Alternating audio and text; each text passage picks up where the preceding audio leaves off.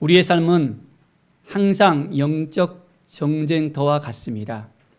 우리의 마음을 지키지 못하면 쓰러질 수밖에 없습니다. 패배할 수밖에 없습니다. 예수님을 부인했던 베드로는 자기 자신의 그 모습을 보고 통곡할 수밖에 없었습니다. 베드로를 보면서 또 한 사람을 생각나게 합니다. 예수님의 제자 중에서 바로 재정을 담당했던 가룟 유다입니다. 그 유다는 어떻게 되었습니까? 은 30에 예수님을 팔았습니다. 유혹에 넘어가서 사단의 그 꼬임에 빠져서 그는 그 마음을 내주고 이제 대제사장들에게 은 30에 예수님을 팔아 넘겼던 것을 볼 수 있습니다. 그러고 난 다음에 그는 어떻게 했습니까? 내가 무죄한 사람의 그 피를 흘렸다 하면서 정말 후회하는 것을 볼 수 있습니다. 은을 성소에 던진 다음에 그는 목매달아 죽었습니다. 후회는 했습니다. 그런데 유다는 회개는 하지 않았습니다. 후회만 하면 회복이 되지 않습니다. 그런데 베드로는 예수님을 배반하고 부인했습니다. 그런데 회개하고 난 다음에 베드로는 회복의 길로 들어서는 것을 볼 수 있습니다. 어떻게 하면 회복의 길로 나아갈 수 있습니까? 오늘 말씀을 통해서 우리는 어떠한 삶을 살아야만 되는지를 분명하게 우리 주님께서 말씀하고 계십니다. 예수님께서 죽음을 당하시고 살아나신다고 제자들에게 무려 4차례나 말씀을 하셨습니다.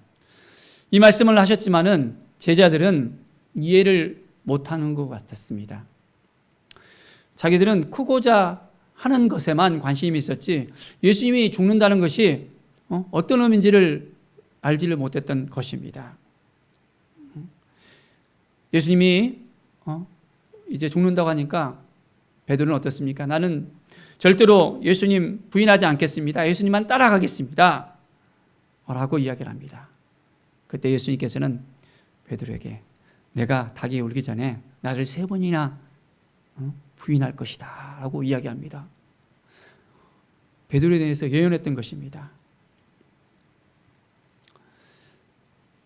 참 베드로는 용감한 사람이었었어요. 예수님을 바라보면서 이 바다의 그 폭풍 가운데서도 무리를 예수님을 바라보면서 걸어갔잖아요. 또한 예수님이 잡혔던 그날 밤에도 제자는 뿔뿔이 다 흩어졌지만은 그렇지만은 수제자인 이 베드로는 예수님을 뒤따라갔습니다. 51절에 군사들이 예수님을 잡으러 왔을 때 그는 어떤 행동을 취했습니까? 칼을 빼댔습니다. 그리고 대제사장의 그 종을 귀를 딱 잘랐습니다. 그는 자신의 그 용기를 신뢰했던 것을 볼 수 있습니다. 마태복음 26장 33절에 보면 모두 주를 버릴지라도 나는 결코 주를 버리지 않겠습니다. 35절에 보면 내가 주와 함께 죽을진정 주를 부인하지 않겠습니다 라고 이 고백했던 이 베드로. 참 그 마음속에 주님을 사랑하는 마음은 있었습니다. 주님을 따르고 싶은 마음은 있었습니다. 목숨까지도 아끼지 않은 마음을 가지고 있었습니다. 그런데 죽음의 직전에 그 죽음을 두려워하는 그 마음의 그 상황 가운데서는 그의 마음이 무너질 수밖에 없던 것을 볼 수 있습니다. 두려움과 당혹함이 밀려오자 그의 연약함을 그는 드러낼 수밖에 없었습니다. 자기의 그 신앙을 과신했기 때문에 넘어질 수밖에 없다는 것을 우리는 분명히 알아야 됩니다. 주님을 따르겠다고 결심만 해서도 안 됩니다. 우리 안에 성령님께서 함께 하시는데 성령님의 그 인도함을 받아야만, 성령님과 함께 해야만, 성령의 능력으로만 우리가 온전하게 줄 수 있음을 우리는 고백할 수밖에 없습니다. 예수님께서 겟세마네 동산에 기도하러 가셨을 때 어떤 일이 일어납니까? 그 십자가의 길이 쉽지 않았다는 것을 봅니다. 예수님께서도 그 고난의 잔을 벗어나고 싶었습니다. 그래서 아버지께 간구하시잖아요. 이 잔을 내게서 좀 지나가게 좀 해주세요 라고 말씀하십니다. 그런데 나의 원대로 마시고 아버지의 원대로 하옵소서. 예수님께서도 육체의 그 한계를 고백하는 모습입니다. 주님께서는 그것을 아셨기에 아버지 앞에 나아갔습니다. 아버지와의 그 친밀한 관계 속에서 이제는 아버지께서 이끌어 달라고, 인도하여 달라고 하는 그 모습이 바로 말씀에 나와 있습니다. 우리도 아버지 앞에 나아가야 됩니다. 하나님 아버지를 찾아야 됩니다. 그래야만 우리가 넘어지는 그 순간 가운데 다시 일어날 수 있고 회복될 수 있음을 우리는 분명히 깨닫게 되어집니다. 베드로의 모습을 보십시오. 여종의 말에도 그 마음이 무너집니다. 예수님을 부인합니다.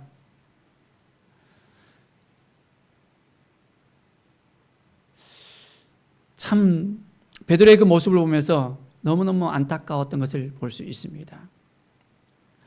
제자들은 다 도망했지만은 예수님은 주님을 따라서 뒤따라갑니다. 대제사장의 뒷뜰에 딱 앉아 있었습니다. 여종이 딱 와서 당신 갈릴리 사람이잖아요. 갈릴리 그 예수님을 대해서 잘 알지 않아요? 베드로는 나 잘 몰라요. 무슨 말인지 잘 모르겠어요. 라고 단호하게 이야기합니다. 이제 앞들까지 딱 갑니다. 많은 사람이 있었습니다. 한 여종이 딱 베드로를 보고 당신 나사렛 예수와 함께 있었어요. 라고 이야기합니다. 뜨끔했습니다. 어떻게 하지? 하는 그 마음이 베드로에게는 찾아왔을 것입니다. 어떻게 했습니까? 베드로는 맹세하면서 예수님을 모른다고 부인합니다. 자, 맹세라는 것이 쉽지가 않잖아요. 그런데 쉽게 맹세의 말이 나옵니다. 그 마음이 두려움 가운데, 당혹감 가운데 어찌할 바를 몰라 하는 그 모습을 우리는 발견할 수 있습니다. 곁에 있던 다른 사람들이 이야기합니다. 당신 그 도당 맞잖아요. 함께 있었잖아요. 이야기합니다. 도당이라고 이야기합니다. 예수님을 따르는 바로 무리에 함께 있었다는 것을 이야기합니다. 이 상황에 오니까 베드로는 어떻게 됩니까? 이제 완전히 머리가 하얘졌습니다. 더 이상 감당할 수 없는 그 마음이 밀려옵니다. 자기 자신도 모르게 이제 저주가 퍼부어 나오는 것입니다. 어떻게 저주를 말을 했을까요? 한번 상상해 보십시오. 나 그 사람 몰라요. 어떻게 그 사람하고 같이 다닐 수 있어요? 저렇게 하면서 여러 가지 말을 갖다가 했을 거라고 생각합니다. 참 베드로의 그 모습을 보고 참 저의 마음도 참 아픕니다. 인간의 그 연약함이 그대로 드러납니다.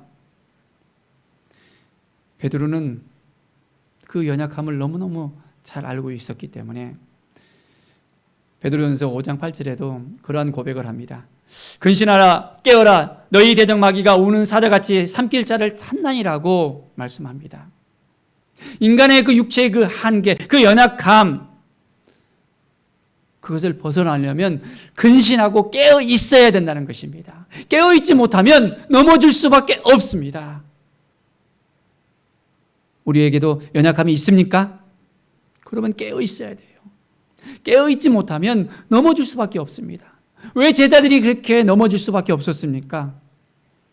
그렇게 3년 6개월 동안 예수님을 따라다니면서 훈련받고 정말 많은 것을 배웠습니다. 헌신의 그 마음도 가졌습니다. 그런데 겟세마네 동산에서 예수님과 함께 기도해야 되는데 깨어 있어야 되는데 그들은 너무 피곤하고 힘이 들어서 예수님께서 깨어 있으라 함께 기도하자라고 그렇게 부탁을 했는데도 그들은 깨어 있지 못하고 조는 모습을 볼 수 있습니다. 세 차례나 예수님께서 말씀하셨는데도 그들은 끝내 깨어 있지 못했습니다. 바로 거기에서 틈을 보였습니다. 그리고 넘어질 수밖에 없는 것입니다. 우리도 마찬가지예요.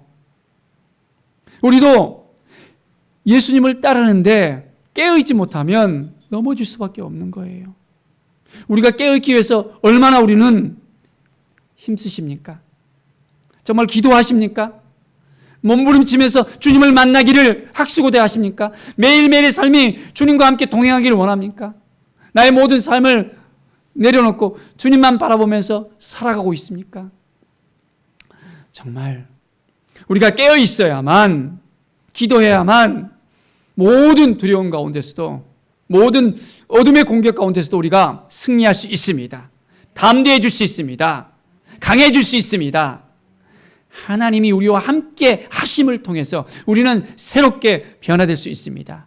우리가 아무리 애쓰고 노력해도 안 돼요. 주님과 함께 해야 됩니다. 깨어서 기도해야 됩니다. 그럴 때야만 우리에게 힘이 생기고 능력이 생기는 것입니다. 사랑하는 여러분, 주님을 새롭게 만나야만, 깨어 있어야만, 기도해야만 우리는 회복이 될 수 있음을 알게 됩니다. 정말 깨어서 기도하시겠습니까? 매일매일 우리의 삶 가운데서 무릎으로 하나님께 나아가야 됩니다. 그럴 때 주님이 우리를 만나주시고 새 힘과 새 능력을 주십니다. 75절에 보면 예수님의 말씀에 닭 울기 전에 내가 3번 나를 부인하리라 라는 말씀이 나옵니다. 닭이 꼿꼿해하고 울었습니다. 베드로가 3번 나를 부인하리라 그 말씀에 생각이 났을까요? 안 났을까요? 그 생각이 나고 심히 통곡했다는 말씀이 나오고 있습니다. 3차례 그 거짓된 고백을 통해서 생명을 유지해 보려고 했습니다. 그 생명을 보존하기 위해서 그렇게 사랑했던 예수님을, 그렇게 죽기까지 따르겠다고 고백했던 그 예수님을 부인했던 것입니다.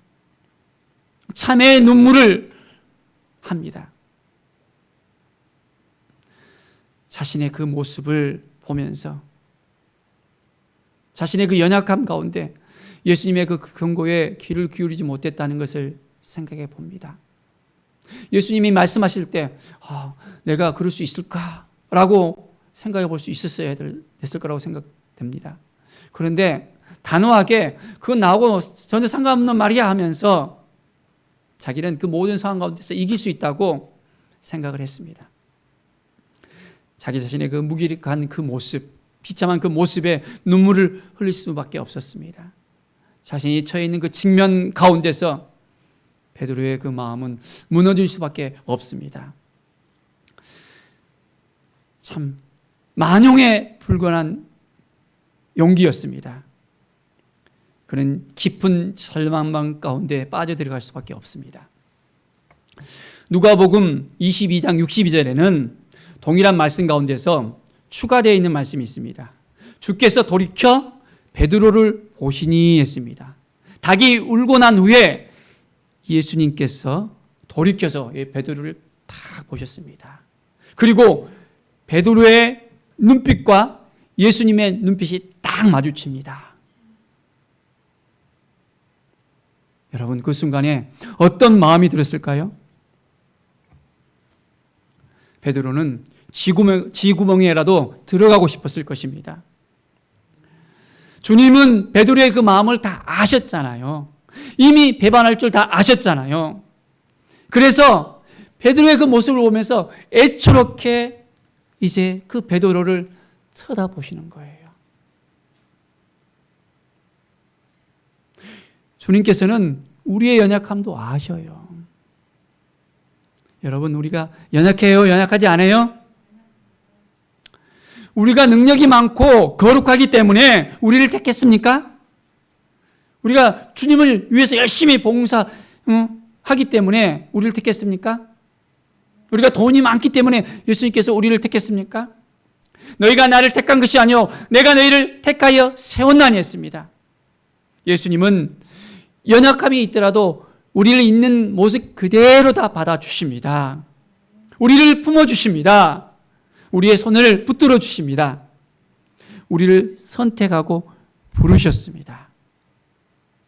그 주님이 오늘 이 순간에도 우리와 함께 하시고 우리를 쳐다보십니다. 주님과의 눈빛을 한번 마주쳐 보십시오. 이제 주님의 그 은혜에 힘입어서 우리가 살아가야 됩니다. 우리가 주님과 함께 살아갈 때 거룩한 삶을 살 수가 있습니다. 주님은 끝까지 우리를 기다려주시고 함께 해주시고 도와주십니다. 주님께 더 가까이 나아가는 삶.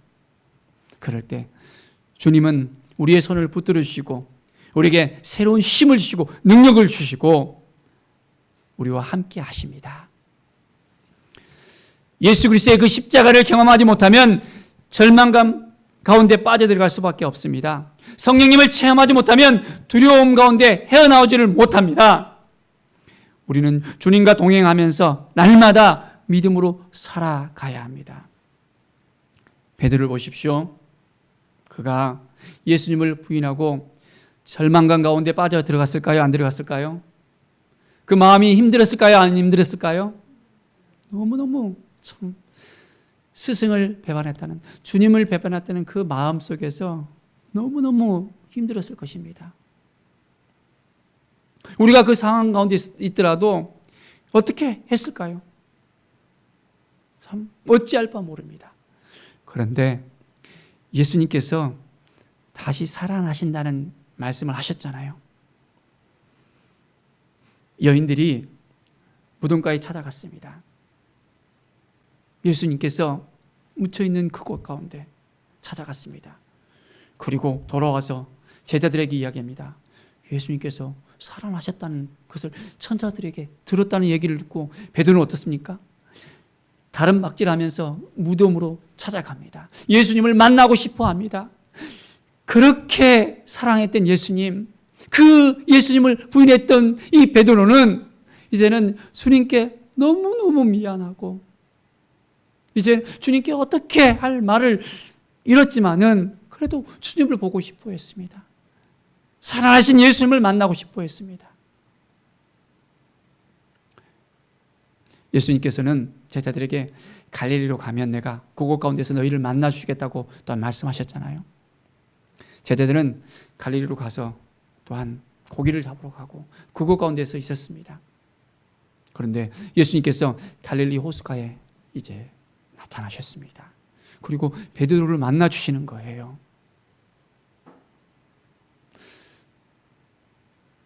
베드로야, 요한의 아들 시몬아, 내가 다른 사람보다 나를 더 사랑하느냐? 예수님께서 시몬 베드로에게 물어봤습니다. 한 번도 아니고 두 번도 아니고 세 번이나 물어봤습니다. 베드로가 그 말을 듣고 어떻게 했을까요? 억장이 무너졌을 것 같아요. 내가 주님을 사랑합니다. 그 고백을 하는데, 내가 주님을 사랑하는 줄 주님께서 아십니다라는 그 고백을 하는데 얼마나 그 마음이 힘들었을까요? 그런데 주님은 끝까지 베드로를 신뢰해 주셨고 베드로의 말을 경청해 주셨고 베드로를 믿어줬습니다. 그리고 내 양을 먹이라, 내 양을 치라, 내 양을 먹이라 하면서 예수님께서 베드로에게 부탁의 말씀까지 해주시는 거예요. 참 너무너무 감격스러운 장면 아닙니까? 우리가 예수님 앞에 나아가면, 예수님을 만나고자 한다면 주님께서 우리를 만나 주십니다. 예수님까지 부인했던 그 베드로까지도 만나 주셨잖아요. 우리가 어떤 죄를 지더라도 주님은 우리를 만나 주십니다. 우리가 후회만 하는 것이 아니라 회개하고 주님 앞에 나오면 주님이 우리를 만나 주십니다. 철저한 회개가 필요합니다. 주님 보시기에 합당한 회개가 필요합니다. 우리 안에 있는 모든 어두움들을 다 몰아내고 이제는 주님을 새롭게 만납시다. 그리고 주님 사랑합니다라는 고백을 합시다. 우리 함께 한번 고백해 볼까요? 주님 사랑합니다. 주님 사랑합니다. 주님 사랑하신 거 아시잖아요. 베드로의 고백처럼 우리도 이 고백을 통해서 주님을 새롭게 만나고 주님이 우리를 여전히 만나주시고 신뢰해 주시고 있는 그대로 다 품어주시고 우리에게도 베드로와 똑같이 이제 내 양을 먹이라, 내 양을 치라, 내 양을 먹이라 부탁의 말씀을 하십니다. 잃어버린 영혼을 향해서 하나님께서, 우리 주님께서 우리에게 부탁의 말씀을 하십니다. 가서 모든 족속으로 제자를 삼으라고 말씀하십니다. 한 영혼들을 구원하기 위해서 그 영혼들을 품고 우리에게 나가기 위해서 우리 주님은 우리를 회복시키십니다. 우리의 삶을 온전하게 이끌어 주십니다. 인도해 주십니다. 나약한 마음 때문에 넘어지는 사람이 아니라, 연약한 그 육체 때문에 좌절하는 것이 아니라 우리 주님을 바라보고 주님 앞에 나오면 분명히 주님이 우리를 온전히 받아주시고 새로운 힘을 주십니다. 능력을 주십니다. 그 주님과 함께 오늘 이 시간에도 더욱더 새 힘을 얻고 나아가기를 바랍니다. 하나님의 마음을 품고 살아가는 인생, 그렇습니다. 날마다 이제는 주님을 만나야 됩니다. 말씀 안에 거하면서 이 말씀을 붙들고 새벽을 깨우는 삶, 정말 주님의 은혜가 날마다 임할 수 있도록 우리가 더욱더 주님 앞에 더 가까이 나가는 것입니다. 주님께 가까이 함이 내게 복이라고 말씀하고 있잖아요. 얼마나 주님께 가까이 가기를 원하십니까? 우리가 가까이 하는 것이 무엇입니까? 학력을, 물질을, 권력을, 명예를 가까이 하고 싶습니까? 아니면 정말 주님을 더 가까이 하고 싶습니까? 주님을 가까이 했을 때 주님의 그 사랑이 밀려옵니다. 주님께서 우리에게 부으시는 크신 은혜가 밀려옵니다. 그 하나님, 우리 주님께서 오늘도 우리를 있는 그 모습 그대로 받아주시고 웃어주시고 믿어주십니다. 새 힘을 얻으십시오. 주님께서 이 코로나 가운데서도 하나님께서 우리를 붙들어 주시고 새 힘 주실 것을 믿습니다. 코로나 불을 멀리 이제는 떠나보내고 온전하게 주님과 동행하는 승리의 삶을 사시기를, 회복된 삶을 사시기를 간절히 축원드립니다. 기도하겠습니다. 하나님 감사합니다. 연약한 저희들을 있는 그대로 받아주시고 함께해 주심을 감사합니다. 하나님의 마음을 품고 오늘도 살아가겠습니다. 주님의 은혜를 품고 살아가겠습니다. 주님께 더 가까이 나가겠습니다. 도와주시고 함께해 주시옵소서. 우리 안에 힘들고 어려운 부분들, 나약한 부분들, 연약한 부분들 다 주님께 맡기겠습니다. 주님 만나주시고 함께해 주시고 회복시켜 주시고 인도하여 주시옵소서. 우리 안에 있는 모든 죄들을 다 고백하며 이제는 우리가 성령으로 충만하며 기쁨으로 감사로 주님 앞에 더욱더 가까이 나가는 우리의 인생이 되게 하여 주시옵소서. 우리 모든 성도들의 삶이 회복된 삶이 되게 하여 주시고 잃어버린 영혼을 향해서 뜨겁게 나아가는 삶이 되게 하여 주시옵소서. 말씀 안에서 승리하는 삶이 되게 하여 주시옵소서.